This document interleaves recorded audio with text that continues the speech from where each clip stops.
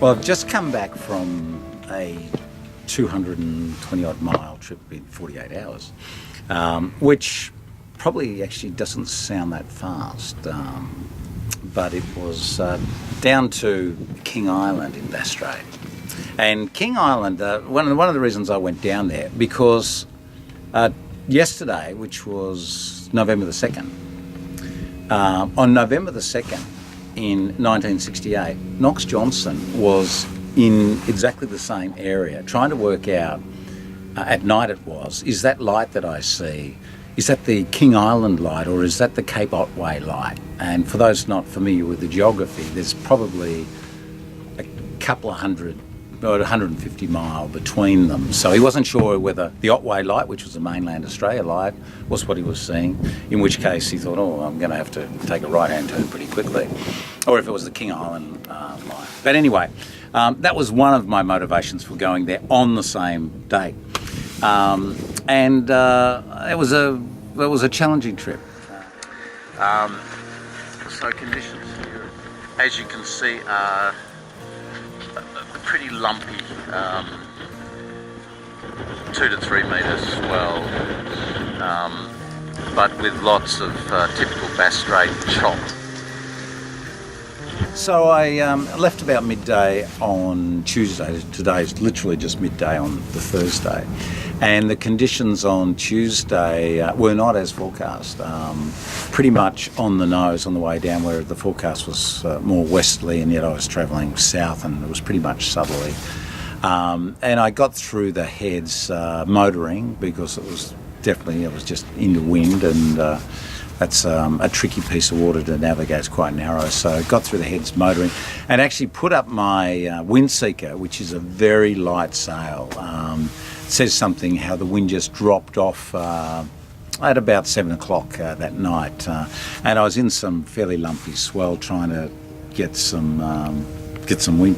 And just as I got my wind seeker up, guess what happened? In came 15 knots, which then quickly built to 20 knots. So quickly the wind seeker, which is only rated for about 6 knots, that came down in a hurry, and up went my number 3. The forecasts were for westerlies 20 to 30 knots over the 2-day period that I was away, and that's what developed. So that evening, conditions were 25 to 30 knots, and the following day, about 11 o'clock, it was a consistent 30 knots, 30 knots and 30 knots, and I saw 36 knots.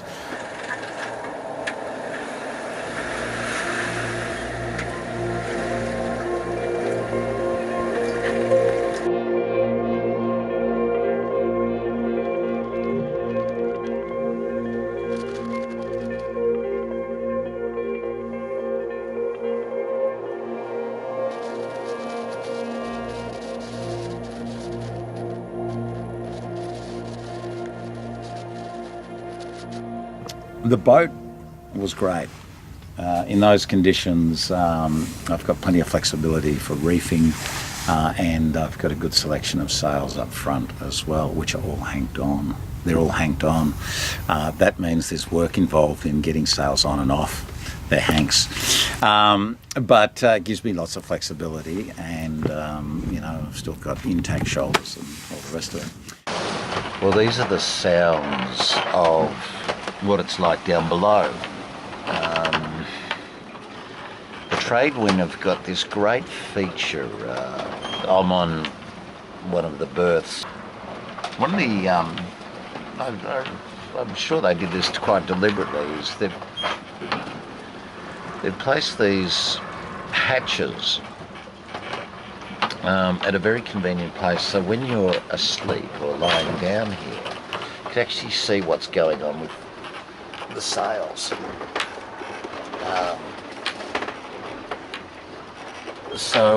Without even getting up, I got a fair idea if my main's doing well, and I just need to sit up a little bit and I can see my head sail.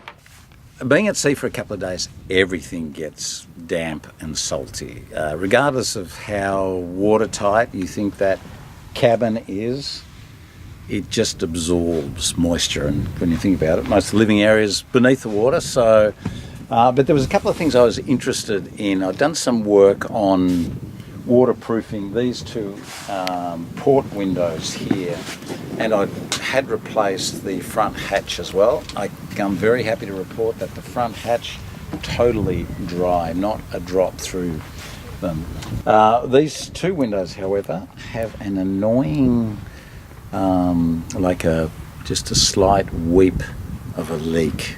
It drops more than drizzle.